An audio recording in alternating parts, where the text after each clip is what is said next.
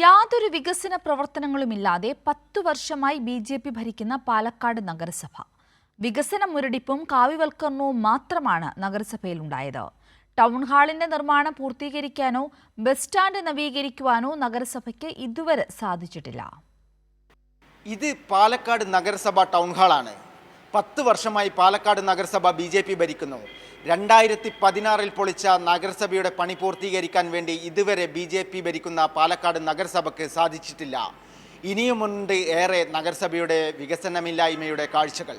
പാലക്കാട് നഗരത്തിലെ ആഘോഷങ്ങളുടെയും ആരവങ്ങളുടെയും ഇടമായിരുന്നു ഇവിടം. 2016 മുതൽ കാടുകയറി കിടപ്പാണ്. ടൗൺ ഹാളിന്റെ നിർമ്മാണം പൂർത്തീകരിക്കാൻ 10 വർഷമായിട്ടും ബി.ജെ.പി. ഭരിക്കുന്ന പാലക്കാട് നഗരസഭയ്ക്ക് സാധിച്ചില്ല. ബി.ജെ.പി. ഭരണത്തിന്റെ സ്മാരകങ്ങളായി മാറിയിരിക്കുകയാണ് നഗരസഭ ടൗൺ ഹാളും ബസ് സ്റ്റാൻഡും സ്റ്റേഡിയവും. അപ്പോൾ അന്ന് 2014 മോദി അധികാരത്തിൽ വന്ന സമയത്ത് ഞങ്ങൾ കേന്ദ്രത്തിൽ നിന്ന് ഫണ്ടൊക്കെ വന്ന് പാലക്കാടിനെ പറുദീസയാക്കും എന്നൊക്കെ പറഞ്ഞവരാണ്.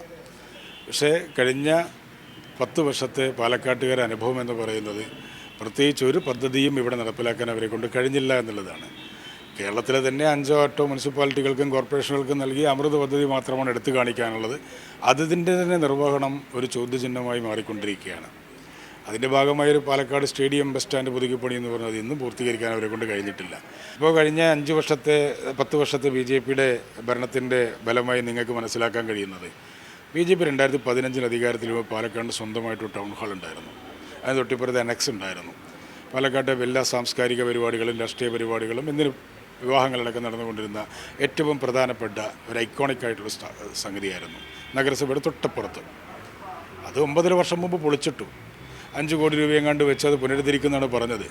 പക്ഷെ 9.5 വർഷം കഴിഞ്ഞിട്ടും ഈ 5 കോടിയുടെ പദ്ധതി പോലും പൂർത്തീകരിക്കാൻ പാലക്കാട് നഗരസഭയ്ക്കായിട്ടില്ല. അപ്പം എന്ന് വെച്ചാൽ പാലക്കാട് ജനതയെ പുച്ഛിക്കുന്ന, പരിഹസിക്കുന്ന, വെല്ലുവിളിക്കുന്ന സമീപനമാണ് അവർ കാഴ്ചവെച്ചിട്ടുള്ളത്. അപ്പോൾ ചുരുക്കത്തിൽ 10 കൊല്ലം കൊണ്ട് ഏറ്റവും കൂടുതൽ ഇത്രയൊക്കെ പറഞ്ഞാൽ നമ്മൾ പാലക്കാട് മണ്ഡലത്തിലേക്ക് ഞാൻ കിടക്കുന്നില്ല. പാലക്കാട് നഗരസഭയിൽ തന്നെ 1000 കോടിയിലധികം സംസ്ഥാന സർക്കാരിൻ്റെ വികസന പദ്ധതികൾ വന്നു. ഇന്ദിരാഗാന്ധി മുനിസിപ്പൽ സ്റ്റേഡിയം തകർന്ന് തരിപ്പണമായി. കാടുകയറി സാമൂഹ്യ വിരുദ്ധ കേന്ദ്രമായി മാറിയിരിക്കുകയാണ് സ്റ്റേഡിയം. സംസ്ഥാന സർക്കാർ ആധുനിക രീതിയിൽ സ്റ്റേഡിയം നിർമ്മിക്കാനുള്ള നടപടികൾ സ്വീകരിച്ചപ്പോൾ പാലക്കാട് നഗരസഭ തടസ്സം നിന്നു. പാലക്കാട് നഗരസഭ ബസ് സ്റ്റാൻഡ് പൊട്ടിപ്പൊളിഞ്ഞിട്ട് വർഷങ്ങളായി. തകർന്നു വീഴാറായ സ്റ്റാൻഡിൽ ഭയപ്പാടോടെയാണ് ജനങ്ങൾ എത്തുന്നത്. സച്ചിൻ വള്ളിക്കാട്, കൈരളി ന്യൂസ്, പാലക്കാട്.